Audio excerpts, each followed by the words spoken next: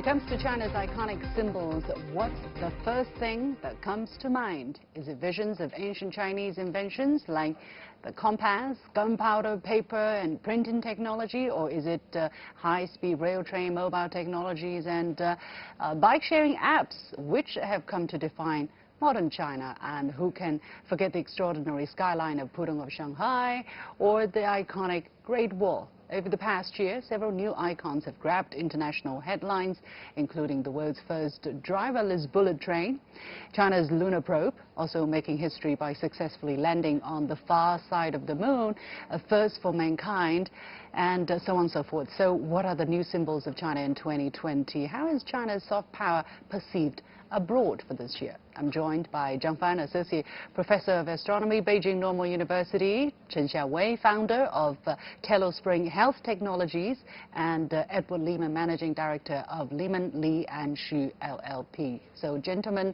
and of course, Chen Xiaowei, my predecessor, welcome to this very special edition of The Point on the occasion of the Chinese traditional New Year. Thanks. Thank you. Great to be here. And happy Chinese New Year to you. Same to you. To all Happy of you. to you. Thank you very Happy much. New Year of the Year of the Rat.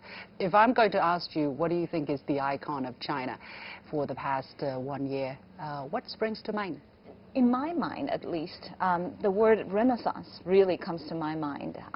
China is not just rising right now. During the Han Dynasty and Tang Dynasty, China really was at its epitome. So what we're experiencing right now is Renaissance in many ways, but mostly economic. With economic Renaissance, there comes cultural, technological, and other areas of Renaissance. Wow, that's a very big and profound word. But for you, Edward? Yeah, I would say, you know, the Belt and Road Initiative, I mean, has obviously become a catchphrase in the Silk Road and also the Maritime Silk Road and also the cooperation agreement with Pakistan. But I agree. I mean, it's a resurgence of kind of soft power world getting its with the BRI and the Silk Road into all these other jurisdictions. I mean, and I look from a legal perspective that a judgment in China is enforceable in Russia, a judgment in China is enforceable in Poland now. So there's even a spreading out of the legal profession, which is interesting because it was very nascent when I first got here. So, Zhang Fan, from a technological point of view, what's your answer? I think when people talk about China, there's admiration and there's a lot of apprehension. In terms of the Renaissance, you have already talked about, so people don't know where China is going, and whatever China is telling them, they don't necessarily believe. And I think a lot of that is a lack of cultural understanding. A lot of things that Chinese say, live and let live, is the core tenet of Chinese culture that doesn't really get through to a lot of people of a Abrahamic religious background where I'm always right, you're wrong, I need to convert you. So I think cultural exchanges and understanding is quite important. Okay, yeah. so let's do that today on this very special day. And I know you have prepared each some small things you want to share with our audience and some stories behind those things. So shall we start with Edward? Yes, okay. The pressure's on me. I got to reach back to find it. Okay, here we go. We will start with China, with tea. So there's a saying in America that you know, more than all the tea in China. So from the imagination standpoint, tea in China is prolific and it's gone around the world. And it actually played a role in. I'm not endorsing this brand necessarily, but it played a role in the Boston Tea Party. So I mean, in essence, there was tea coming from China, and it was under the East India Trading Company, and it actually was part of the founding and independence of our country, where we were saying we didn't want to pay taxes on the tea that was coming from China through a tariff barrier that was given by the crown. But I mean, obviously, Chinese tea is a gift to the whole world, and it's ubiquitous. But it's great and it's fantastic. And this is jasmine tea. May I ask, why do you choose this? I mean, it's known already, right? We know Chinese tea. Everybody drinks tea. Of course, everybody drinks different kind of tea. Russia have their tea. The English have their tea. The Indians, the Turkish, everybody pretty much have a different variety. What do you think is special about the Chinese tea that people need to understand a bit better nowadays? Well, okay, I think there's a few things.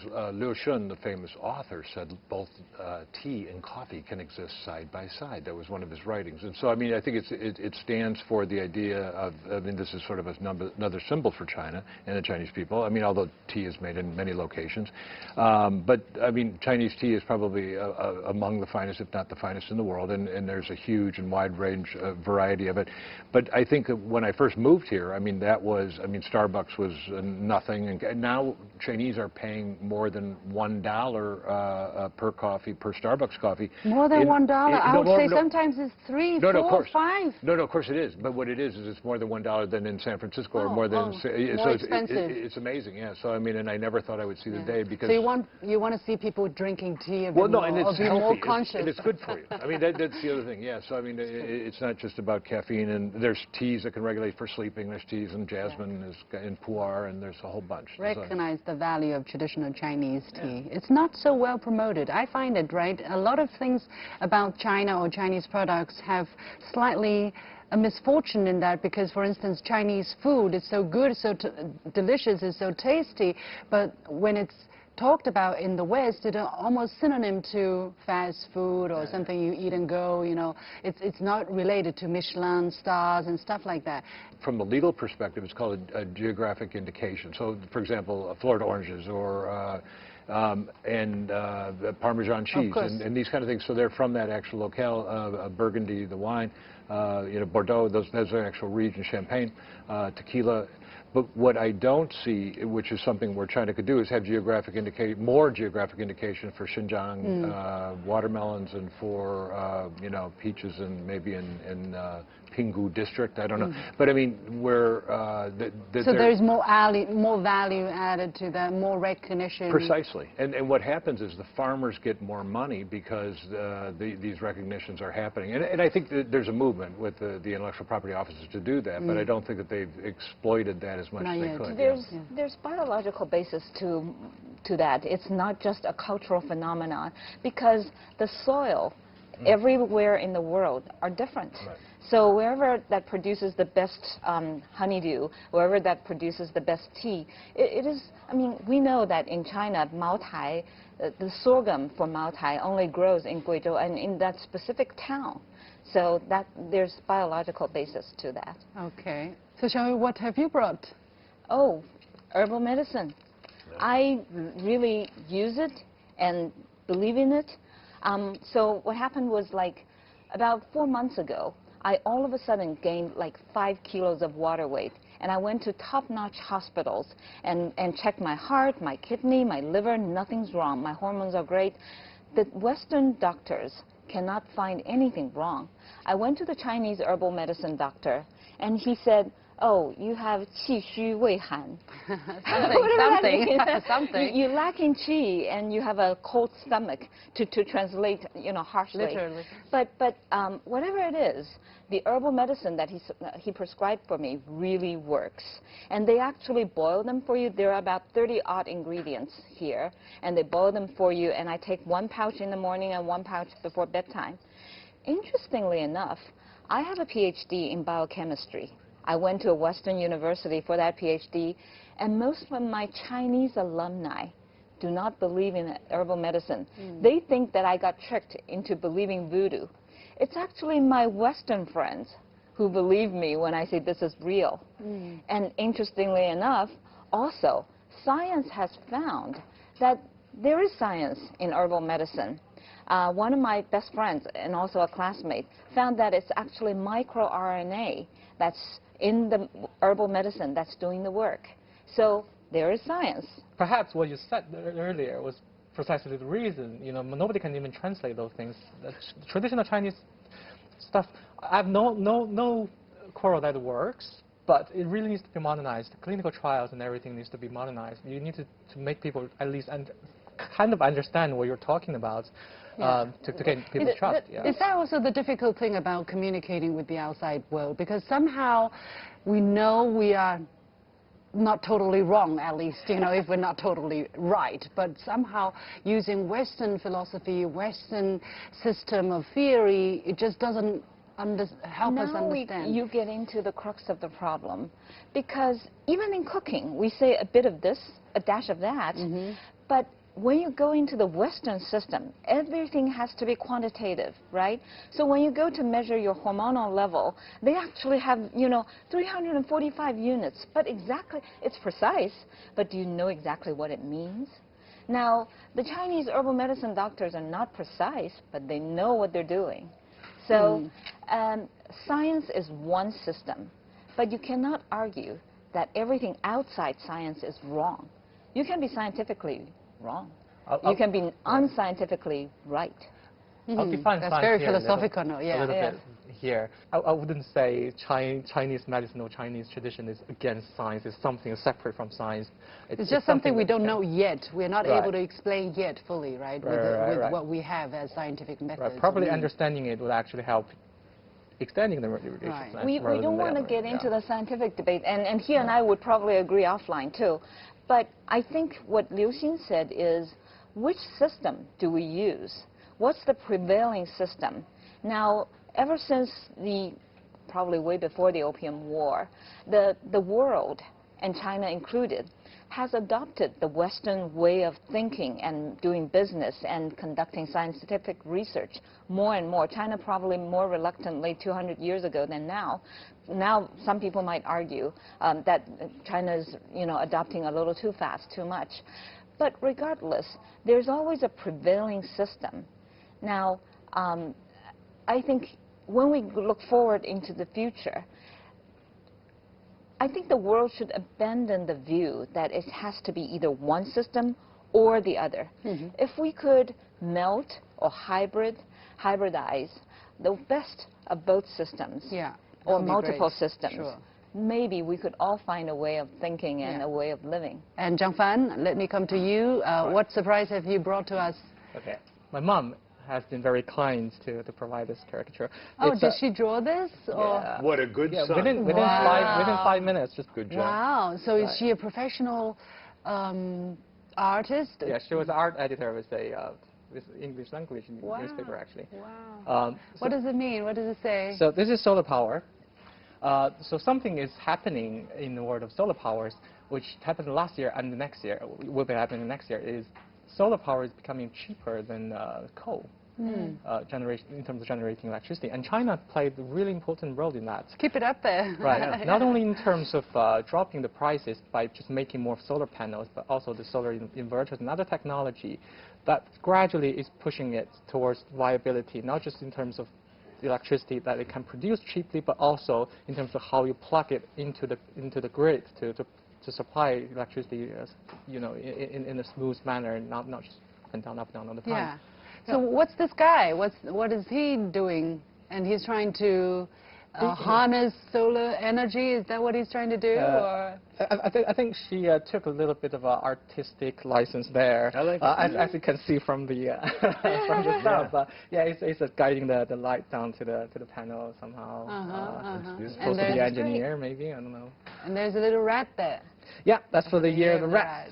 Magical yeah. thing's going to happen for climate and for everything. Yeah. I want to contribute a little to that, because what his mom drew and what he's presenting here is really important to mankind. I just read that Harvard scientists have found out that global warming is actually contributing to rising suicidal rates.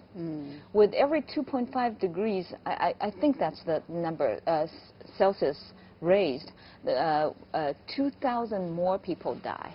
And that's both from increased activity and as well as that little bit of energy raised would help people who have suicidal rates to actually take the action. So we have to take more action at this moment. So reducing greenhouse gas, and fighting climate change actually helps lives. Absolutely. That's one, But what I like about this is when the professor first showed me this, I was like, oh, traditional cutouts. Isn't that interesting? So, I mean, this shows the Western mind and the optics from which we might look at some things. Whereas, I mean, there's a wonderful story behind that. I mean, but it looks like almost something that could be a cutout to us Westerners, but that's obviously Well, she drew it on the computer. It's a printout. It's not actually a drawing. Oh, she drew it on the computer and printed it out. Wow. All right, we have been watching a special program of The Point with me. We'll take a very short break and we'll be back right after this. Welcome back to this special Spring Festival edition of The Point. We have been talking about Chinese icons and this maybe new way of trying to understand the Chinese culture in its interaction with the rest of the world. What do you think is the best technical icon, an icon that represented China for the year 2019? Because China puts a lot of emphasis on that, right? The Chinese people, they're very curious about new high-tech things. Whenever there is a new type of application, they're the ones to go and try it out. When there is a new train or new bike or something, what would you Okay, a couple few things from the legal perspective, which is sorry about that. I know that everyone's going to yawn, but I mean the PBOC has actually said that the People's Bank of China is going to come out with a virtual currency. I mean for RMB, and there were patents applied for, and what I see and am astonished by is the frictionless economy that's been created. So that would be one thing. Another one would be the drones. I mean, so the epicenter of drones, which went from a toy to something that's ubiquitous and being used in a lot of different things and now have all sorts of regulations. The epicenter is in Shenzhen, and so Shenzhen has gone from the sleepy fishing village of 300,000 people in '79 to 25 million people now. But there are... And Guangdong has just exceeded $1 trillion economy. Right. Yeah. And so a lot of that has to do with going from start to finish with regards to new technologies, and so that to me, you know, the so PBOC, these are the things. The digital currency, the blockchain, and Internet of Things, but in the drones, which I think are very important. So you think these are also what China is leading vis-a-vis what's happening in the other part of the world? Oh, you know, absolutely. And so if you take a look at so I've been covering the Lianghui, or the National People's Congress, for a number of years here, and just helping out and commentating on the legal aspects of it. And what you notice is of the 2,989 folks, the largest parliament in the world, many of them are educated in STEM. I mean, look at these two over here. Science and technology is where China's leading the way, and I think they'll continue to do that. They've done it, you know, Silicon Valley with software, but the hardware and whatnot is being developed here. Yeah. Do you guys share similar feelings? Well, following his suit, I'm in the field of life science, and I think Chinese researchers are catching up really fast, and if not leading in some of the fields. For instance, a group of Shanghai scientists have recently created a mouse with 2 eggs, no sperm. So in the future. Wow. Okay, who needs those guys? Exactly. They fused 2 eggs from 2 female mice and created a new mouse. How is it possible? And that is cutting-edge life technologies, right? People would ask, who would want to do that kind of experiment? For well, what purpose? There's a lot medical of ethics questions, medical and ethics questions that come into mind, and they said this should never, ever be performed in human. But technologically, they can do it. And most recently, there was an outbreak of pneumonia in Wuhan. Yeah. And Chinese scientists also quickly sequenced the viruses from that pneumonia patients and found out that it's a new type of virus. So China in life sciences is leading in many cutting-edge fronts. Yeah. So that for you is some kind of a potential icon that China could be recognized by in the future. In my mind, yes. Yes. If these technologies are used correctly. Absolutely. Actually, last year there was a very controversial case, right, of the scientists who helped somehow, designed for 3 years this year. Yes. So a huge controversy. Clear message out there that you're not allowed to just randomly go and do anything. But that also brings out the challenges for this kind of technological leader, you know, because the further you go, the closer probably you are to the ethical boundaries that people have so far, and then more questions will be asked, and China will be faced with these kind of challenges more and more, I guess. And that's what leaders should be put to question for, anyways. Zhang Fan, what's your choice again? Well, in my field, in astronomy, there's a new, the very large Chinese radio telescope FAST just got finished commissioned. Fantastic work. Meaning, explain a little bit more. Meaning the scientists can go and apply for observation time and use that telescope to look into the universe to find aliens and among other things. The huge telescope that China built. China built last year. The enormous biggest thing.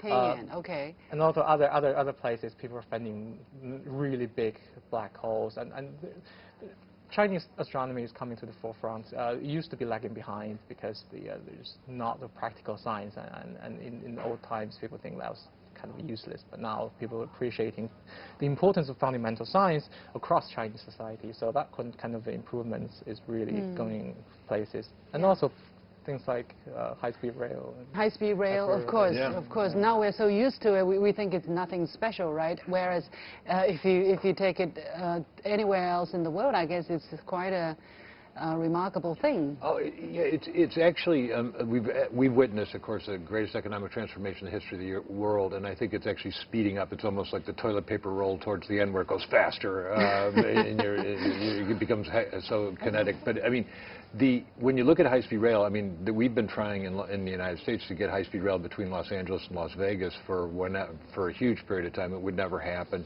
And what China has done in such a remarkably short period of time is made this ubiquitous and made it possible. And it's fantastic. It works like a Swiss watch. So the question many people would ask, behind all of the icons that we talked about, what about the Chinese system, or the Chinese people, or the Chinese culture, or the Chinese tradition that has made these advancements possible, you know, at least so far? Well, biologically speaking, the Chinese people are the same as very everybody. Diligent and industrious people.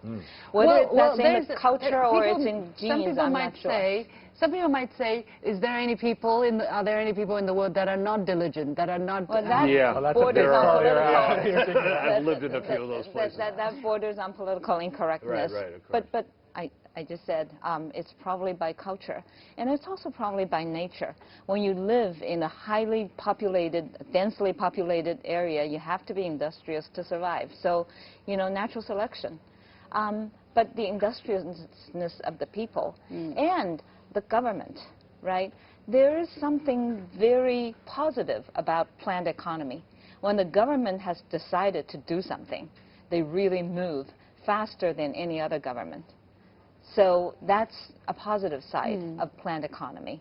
And I think these are But don't get the impression, are we talking about a planned economy nowadays in China, or? There is a very strong side of planned economy in China, aren't we? Still? Don't we? That's how, well, how you see it? I guess, I mean, it can also be said by having, you know, one party that's really rowing, you know, got the biggest oar, and what we have, and one of the reasons why between Los Angeles and Las Vegas we can't get that high-speed train built is because of multi-party system, democracy. How do you allocate that land, and you've got to deal with all the homeowners and the landowners, and here it can be done in a much more efficient way. And so I think it becomes this cutting-edge sword, that which is great about it, where these decisions could be made effectively. I think China tests a lot of things, and then they also learn from them, and then they change course. But that which is their biggest advantage can also be labeled by Western media a lot of times as their biggest disadvantage, and that's what they hang. But it could always be a risky adventure, because you never know where you might end up. You know, this is unprecedented for a country of this size to venture out in new technology in almost every single sense. So I think it is also natural that, you know, governments try, and then they see that it's not the right direction, maybe not 100%, so they adjust or they change focus and stuff like that. But the other thing is that it doesn't get enough press, and I think that last year was the wrapping up, or the beginning of this year, which is 2020, eliminating, you know, 30 million people out of abject poverty was the goal when I think it was started less than 5 years ago. And so that's Nobel Prize winning territory stuff. I mean, and why don't we hear more about that? And that is done because the system is the way that it is in China. I think it couldn't be done in another way. Zhang Fan, you have something to add? Do you have any points to add? Why do you think the system about the Chinese education or culture or tradition that has helped the astrological? Well, it's efficient. I wouldn't say it's because of the planning. I mean, the California railway has been planned forever. Right. It's more about actually sticking with it. So it's a fine balance you have to strike. So at some stage, I mean, for the Chinese railways, there were a lot of voice against it at the beginning because people think the ticket will be too expensive, that seats will all be empty. But now, when it's done, people all of a sudden discover that you have business people hopping between 3 cities on the same day, so the new sort of demand, new travel patterns emerge. So how much do you just tough it out and just pig-headedly go at it, and how much do you turn? I think the trial and error thing you mentioned, which is a particularly good point about China. I don't know how much of that is politically unique to China, but that's definitely one experience that if people are willing to learn from, I think that would be useful. Okay, Yeah. okay. Well, it's not unique in socialist or communist countries. However, but China, I think, has the best economy among all socialist and communist countries. So that says something to it. Well, China's growth rate is not just good comparing to socialist countries, right? China actually has. But we're talking about the advantage of planned economy, oh, the advantage. and that's different from planning.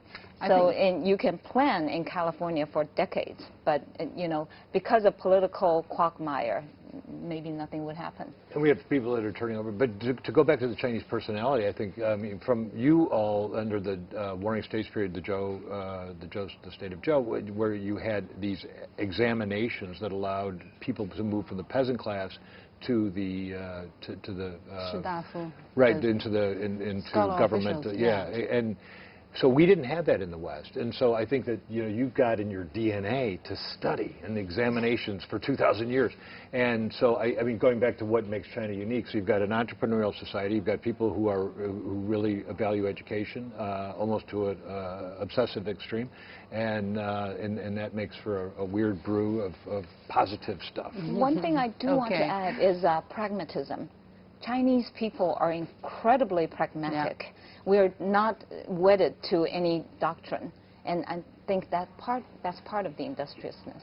Yeah. All right. Well, it's a very long topic. It's going to take us days. But thank you so much for coming to this special edition, Zhang Fan, Xiaowei, and Edward Lehman. And with that, we come to the end of this special edition of The Point with me, Liu Xin. I hope you've enjoyed the discussion. As always, you can follow me on Facebook and Twitter using the handle The Point with LX. Thanks for watching. I'll see you next time on The Point.